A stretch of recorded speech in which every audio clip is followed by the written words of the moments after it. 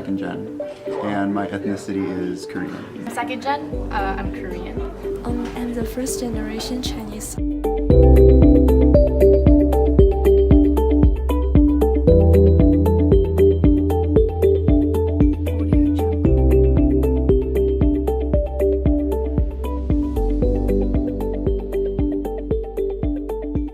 My identity is very much like Korean, but also Korean Canadian. In terms of my own identity, I think a lot of it was shaped probably around 4th grade when I took my first prolonged trip to Korea. It was about 6 months. Being in a environment where it's the polar opposite, where everyone looks like you and you have a lot of trouble relating to not only the culture but the people.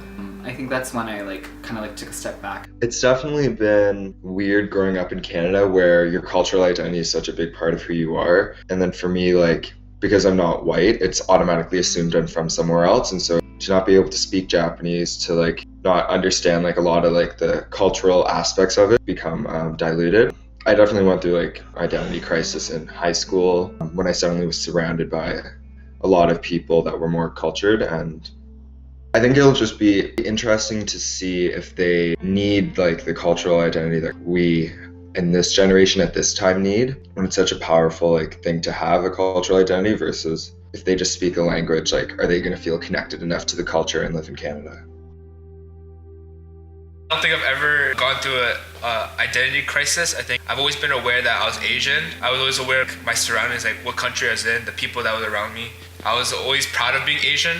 I even put my Facebook username as some Asian kid. I was proud of it. I've always been proud, and I've always known who I was. I think my mom, she raised me very well. She raised me up in a way that was very Asian. She was raised by her parents, obviously, and they came directly from Korea. She had that type of influence, but also because she grew up in Canada, she also knew the type of society that Canada was. I think I would raise my children the same way that my mom. Despite my school being predominantly Caucasian, Somali, and Jamaican, I don't think I've ever been asked that type of question. I mean, the funny response is I'm from Toronto, and then look at them feel uncomfortable, no, but where are you really from? When I went to school, my mom would make me all these Asian foods for lunch, pretty much just leftovers from the night before, but they'd be really Chinese dishes. So I pull it out, I microwave it. All of my friends would be oh, ew, where are you eating? What's that smell? It would just be kind of awkward. I sort of just refrained from bringing food from home. And then whenever my mom would pack it for me, I would just throw it out, and then I would either not eat or then buy something from the vending machine, just because it just felt awkward having all my friends eat sandwiches or salads or just Lunchable things, and then I would be there eating my smelly but yummy Chinese food. My mom always packed me typical American Canadian lunches. I grew up in such a kind of almost diluted household.